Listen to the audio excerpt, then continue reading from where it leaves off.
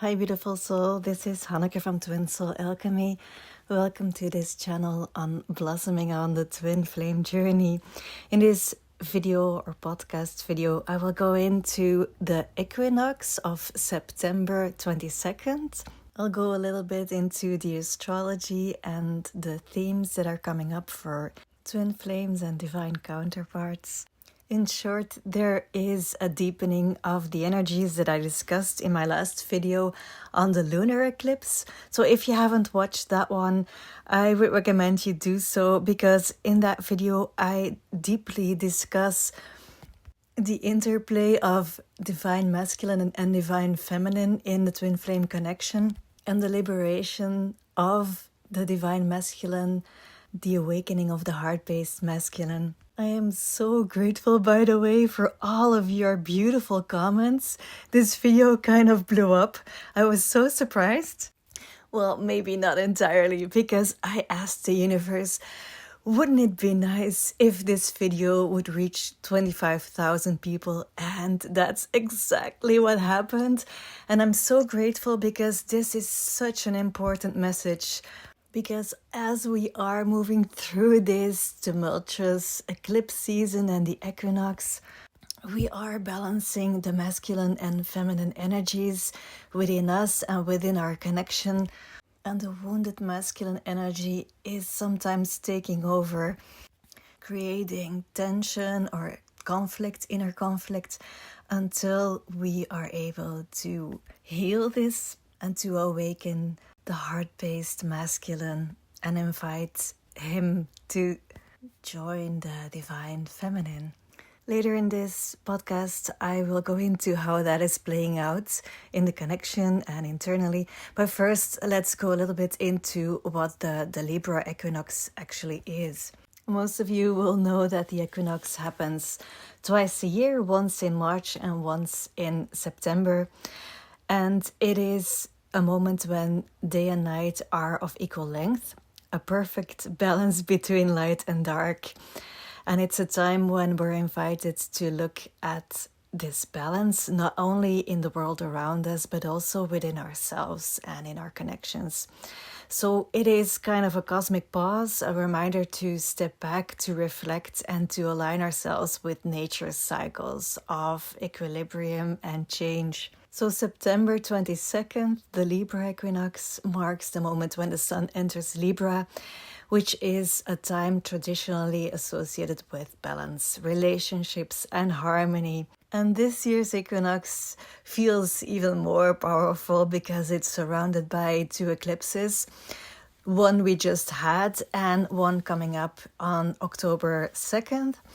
And eclipses, as you may know, they bring accelerated growth and transformation, and they illuminate the hidden parts of ourselves, and they often force us to confront things that we may have buried or avoided. And the themes of release, renewal, rebalancing are intensified during this equinox, thanks to these two eclipses. And astrologically, the energies are deeply tied to the themes of union and separation. We're healing separation pain as we are balancing the masculine and feminine energies within ourselves and in our relationships, both on a personal and on a collective level. Pluto, the planet of transformation and regeneration, plays a significant role during this time. It's square to the nodes of destiny, bringing karmic themes to the forefront. And this transit invites deep purging of old power dynamics, control issues, outdated structures. So Pluto is really helping us to bring all of this up so we can transform it. And Jupiter in Taurus amplifies themes of growth, abundance, and stability, but it also encourages grounding. And so while we're in this intense transformational energies, it is so important to stay rooted in what truly matters to you, to find your personal stability in all of the changes. This transit asks us to anchor our expansion in very tangible, practical ways, and reminds us to stay present in our bodies and connected to the earth. The solar eclipse in Libra that is coming up in October will bring up themes of justice, fairness, personal boundaries, and this offers a powerful opportunity to reset and redefine how we navigate relationships. It will push us to confront patterns that are out of balance and to make the necessary shifts toward harmony. So you will get the opportunity to externalize what is happening within us right now in our connections. But first, we're healing the internal separation between masculine and feminine energies within ourselves. We're being called to transcend this polarity and the conflict between the energies. And as we harmonize them, we start to embody union. At the core of this transformation is the pain of separation, the emotional and spiritual wounds that we carry from being divided within ourselves and from the rest of the world. And the equinox and the eclipses, they bring these wounds to the surface for healing, and they offer us the chance to release these old traumas and to step in a greater wholeness. And the journey of balancing these polarities is part of a larger collective awakening where humanity is moving towards greater consciousness. So as we work through these themes of separation and union, we open ourselves up to a deeper sense of interconnectedness and oneness. The way that you might experience this period is like a pressure cooker. There's a buildup of emotions and challenges and purging, and it's preparing us for this shift. I personally feel this like a deep tension within my body trying to explode. Like all of my cells are being torn or being exploded. It's like something is scraping the inside of your body. It can feel really uncomfortable. What you can also experience is the feeling of being pushed deeper into your body to really experience old wounds that have been lingering for a long time. And the rawness of these experiences isn't new, but we're revisiting them with a new perspective, and so we're allowed to release them on a deeper level. And if you're thinking, no, not again, I've done this so many times before, just remember that the journey is not linear, and each time that you're re-experiencing this, you're getting stronger and stronger, and you're releasing more and more. What is important to realize is that when these wounds get triggered due to the energy of the eclipses and the equinox, you have to remember that you're not seeing things clearly. Your consciousness becomes clouded in those moments, almost like you're seeing the world through trauma glasses. So it's vital not to act from this wounded state, because this is just a transitional phase. It's moving you towards a newer, higher version of yourself. A version that is more balanced and has released the separation pain. Because ultimately what separation pain really is the fact that we get caught up in duality. We get entangled in the polarity of masculine and feminine energies. They're fighting each other instead of dancing in this beautiful conscious creation. Where we're meant to go as souls in this incarnation is towards balance. The harmony between oneness, being whole and connected to everything, and our individuality. And the key is to remain aware of our state of wholeness while experiencing life. In other words, embodying union. That's the lesson, to learn how to embody union, how to live in this state of completeness while also experiencing life as an individual. And that is how we transcend this separation. But often our wounds get triggered and we lose this consciousness, this knowing. And the twin flame connection is this beautiful gift that is mirroring us, what is happening within ourselves. I received a question earlier this week from someone. This person asked me, could you please give me some more information about the mirroring of twin flames? What does that mean? How does this happen? So in really simple terms, it's just the connection is showing you what is happening within yourself. And if we take it even further, what is happening within ourselves is also happening on a larger scale in the collective. So if you use your connection as a mirror to see what is happening. Really look into this mirror.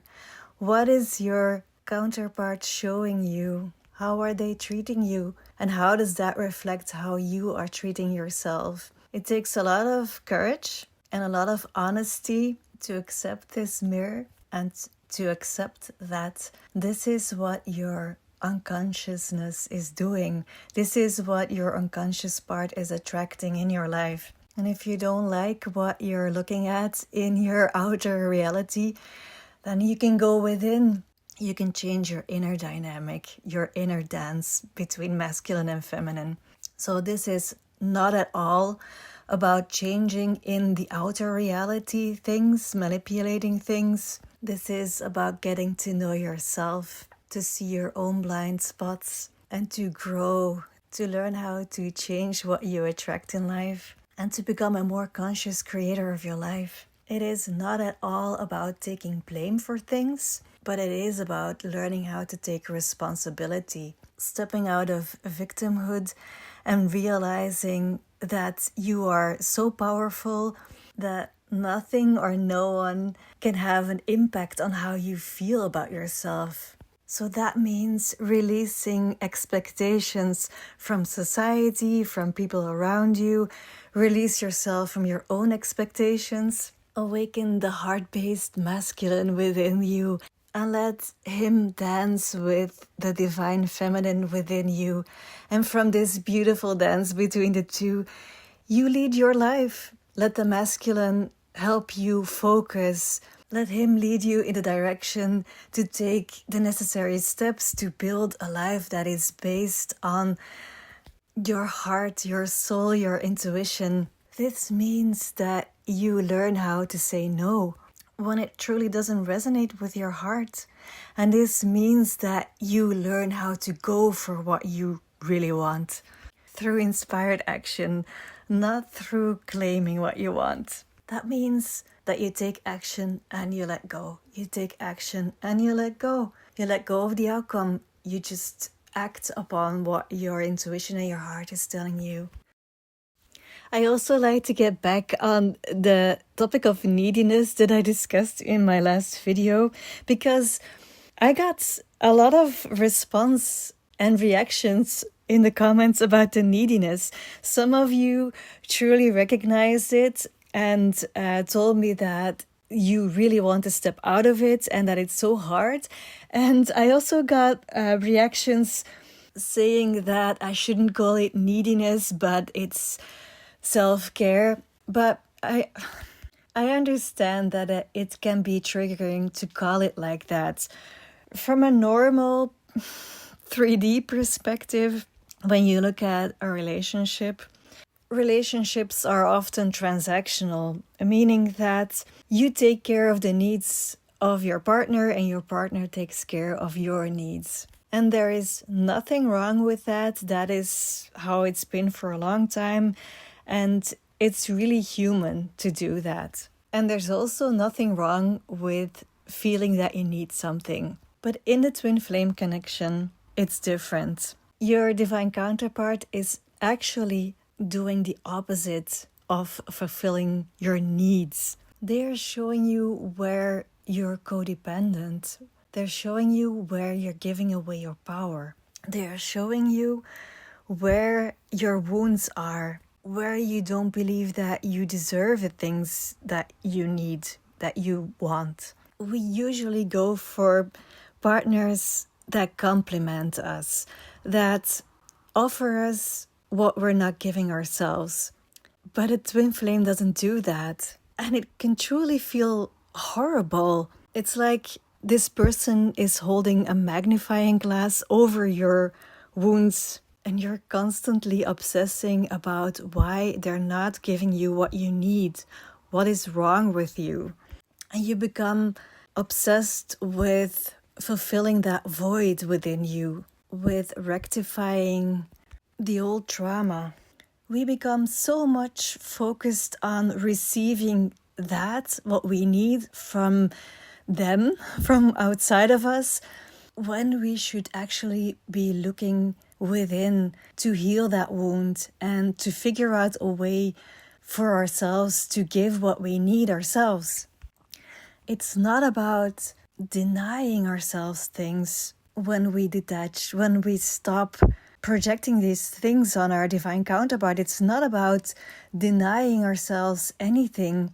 It is about taking our power back, about healing these wounds so that we are open to receive it when it's coming from outside of us, when it's coming from our partner or our divine counterpart or from friends or family, so we can receive it.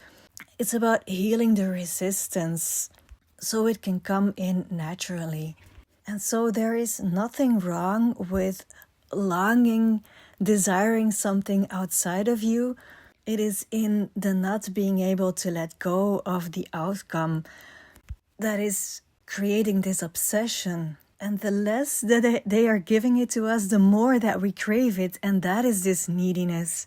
And you can stop this. That's what I want to emphasize. You can truly, truly stop this by detaching, by looking in the mirror, by seeing what your counterpart is not giving you and see it as feedback that you're not giving it to yourself, and change that. Focus everything that you're doing on you. It is safe to let the outside go. It is safe to let the other person go. It is safe to let the desire go. You can feel it, then let it go. It will come back to you. You will attract this once you let it go, once you focused on you. If you're holding on to it, you cannot attract it because it's stuck.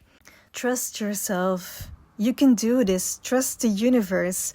Things will unfold if you just let them flow naturally. What I see happening in connections right now is that there's a lot of conflict when people are trying to put boundaries from the ego. And it's really important to go within and ask yourself, what if I wasn't scared? What if I wasn't angry? What if I was just love? What if I was feeling love? Would I want to do this or not? We often put up boundaries because we want to protect ourselves, because we're hurt. But in doing that, we're actually closing off parts of ourselves. When we're blocking our counterparts, it's almost always because we're triggered and we're in pain. And I'm not saying that you shouldn't do that. Sometimes it's just something that you have to experience for yourself, what it does to you. What I want to say is that this is not from a balanced state, and we really want to become balanced. We really want to come in a state of balance and embody our inner union. And that means that you're not pushing away anything out of pain, and it means that you're not running towards something else. It means that you stay in full presence with yourself, allowing all parts of you to be there, accepting everything as it comes. It means that you focus on you, what makes you happy, what brings you joy. What can you do right now in this present moment that will make your heart sing? And as this equinox and these eclipses are helping us to heal these old wounds within us, to help our wounded masculine within ourselves, within our connection, within our society heal, we free ourselves from limiting beliefs rooted in societal expectations. This awakening of the heart-based masculine opens us to deeper love and compassion and connection. A true union begins here, not just with a twin flame or divine counterpart, but within yourself. And to help with this, I created a meditation to heal this wounded masculine, to really deeply connect with the divine feminine, and to invite and awaken the heart-based masculine. If you're interested in that, I will put the link in the description. I've also written an article on why the heart-based masculine energy is key to union. You can find it on my website, or you can find it on Medium. There's also an article and a video coming up on the reason why twin flames run, because it's so closely linked to this theme. So watch out for that. And if you'd like to take it even further, if you want to dive deep and truly heal everything that is coming up, and learn how to balance your masculine and feminine energies within you. Then you can book a private coaching session. You can do that through my website. You know, sometimes we don't see clearly what we are doing, where we are blocking ourselves, and the perspective of an outsider, of an objective observer, can really help in pushing through certain issues that have been keeping you in a loop or in a dynamic where you no longer want to be in. The cycle of attraction and repulsion, the push-pull dynamic, is one of the most heart-wrenching aspects of the twin flame journey, and you don't have to stay in that. You can reach out for help to get out of that. How I want to end is, I really want to say that I'm so touched by this collective. We're all healing these old wounds and stepping out of this old patterns, this old relationship template that no longer fits us. We're all here to learn how to embody unconditional love, and the progress of what we're doing is reflected in the beautiful stories that you all shared in my last video in the comments. If you're curious about that, I would really recommend you check that out, those comments. So many of you are taking huge steps. And it's taking so much courage and stamina to be on this journey to become this beautiful sovereign being. I'm sending you so much love. Bye.